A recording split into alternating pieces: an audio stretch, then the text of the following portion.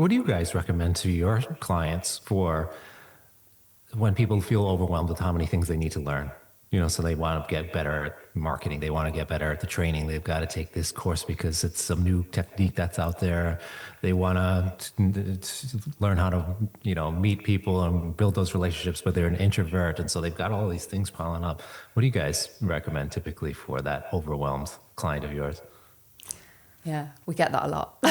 We do get it a lot. It's going back to, we always try and bring everything right back to that baseline, I suppose, and going, okay, so what is it you actually want to do? What do you want to achieve? Like, forget everything else, forget the comparisonitis, forget what so-and-so's doing over there. What do you want to do? If no one was judging, what would you want to do? Let's start there. And then we look at the business model that we've inevitably created through accident, because I think a lot of us fall into this as a bit of a hobbyist business, or even if it's a bit intentional, we maybe take advice from some of these CPD providers that are excellent at dog knowledge, but not necessarily great on the business front. And we all fall into that trap. I've been there, done it. And so it's stripping everything back to go, when we're feeling overwhelmed with all of the advice that is being given, because even from a business coach point of view, like, we would be telling you to do one thing and then another business coach may be telling you to do something different. Yeah. We find our role in this in saying, we're not here to tell you exactly what to do. We are here to help you figure out what the next logical step is for you in your business, for where you are at currently and where you want it to be. So it's almost creating that roadmap. And we like to use the analogy of a sat-nav or that GPS system, where you're going to put in that end destination. So for starters, we need to start thinking about what it is we do want to achieve. And then how can we reverse engineer it and start plotting those steps in to go, okay, so how are we going to achieve that? And then what are the spin-offs that are going to happen from there? And funnily enough, we've just recorded an episode similar to this, haven't we? Where we were saying from CBA's point of view, our initial desire was, we want to create a business, a company, an organisation that the dog world would essentially pay attention to and go, oh my God, like, you can create a business that is sustainable and it pays what I need it to pay, because again, it's different for everybody, and I get to do the thing that I love without that fear of judgment and without all of that. And that was our big mission, if you will. And then tactically, we have to look back and go, oh my God, right, there's so many things we need to do. We need to be present on all the social media platforms. We need to get into all these speaking gigs and all this stuff. And we need to write a book, and we need to do this, and we need to do that. But instead, we just went, what's the one thing, if we was to do right now and just go all in on it, that would make the biggest difference? Yeah. And for us, that's where we decided with the podcast. We were like, that's going to help us get to that goal. So then you do that and you start implementing that, and then you go, right, okay, now what's the next step? Now we've got an audience, and now they're asking us, how can we work with you? And go, right, okay, what's the next step? And it's just chunking it up into small, manageable bites. Yeah, that's great advice.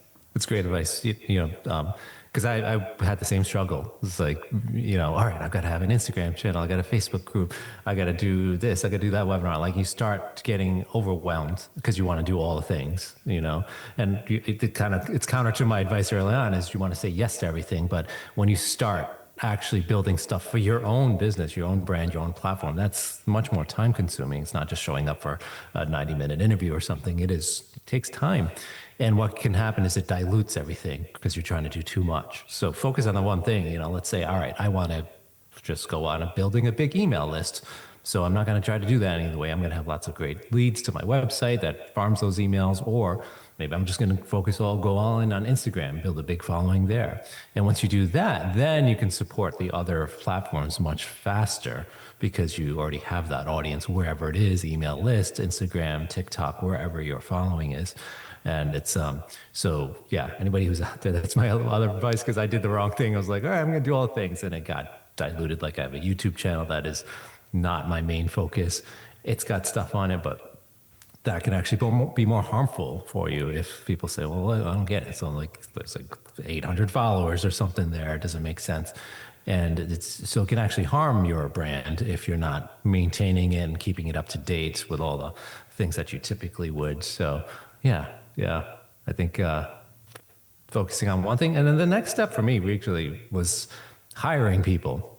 So things that I wasn't good at or felt I needed, an accountant was the best thing I ever did. An accountant and a bookkeeper for me, it's like the best thing I used to, because I'm like a math person, but I was spending so much time on accounting and bookkeeping. And so I ended up hiring somebody years back that does that all for me, because that's an area of my life that I know that somebody's going to do better than me. I'm not going to try to learn it to that level, and they're going to be able to do it. So that same thing can be done in so many of the areas.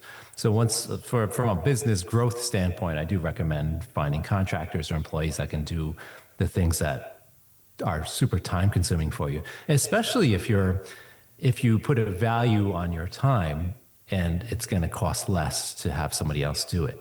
All right. So CEUs, for example, or you call them CPDs there, or continuing education units anyways. Inputting that, so people take your webinar or course and then they need those credits, that can be enormously time consuming, but it doesn't make sense now for me to spend all that time, replying to those emails and inputting all the CEUs. Hire somebody for that, because that's going to allow you the time now, that freedom of time, which is much more valuable, where you can put it into other projects or other things. So I do recommend taking account of your time spent, because that's the most valuable thing at a certain stage. It's valuable to all of us, of course, but it becomes really valuable as your business grows, because you that 10 hours that you can get back, now you can focus on this other project that's going to make you 10 times more than whatever it would cost to hire somebody to get this 10 hours back. So the 2,000 hour a year time frame is those 2,000 hours. Put a value on it. Figure out, what is your yearly revenue? What are you making a year? Assign an hourly amount to it and say, if this thing that I'm doing is not going to pay me this amount that I feel that I'm worth, then it's not worth it for me to do it. Or it should be paying somebody else to do it. And then that really helps you grow things. And that's tough. That's the tough step. You guys probably hear this from some of your clients, is that, oh, I've got to support somebody's salary now. I've got to actually pay this person. I'm only making this much revenue. And that's tough. I know it's a hard one to get over. But once you get that person and you find the right people, you will find that it's an investment. You're just making a really good investment into your business, because that's freeing up your time to continue to grow it in other aspects. So don't be afraid to hire people when you get to that stage where you feel like you need it.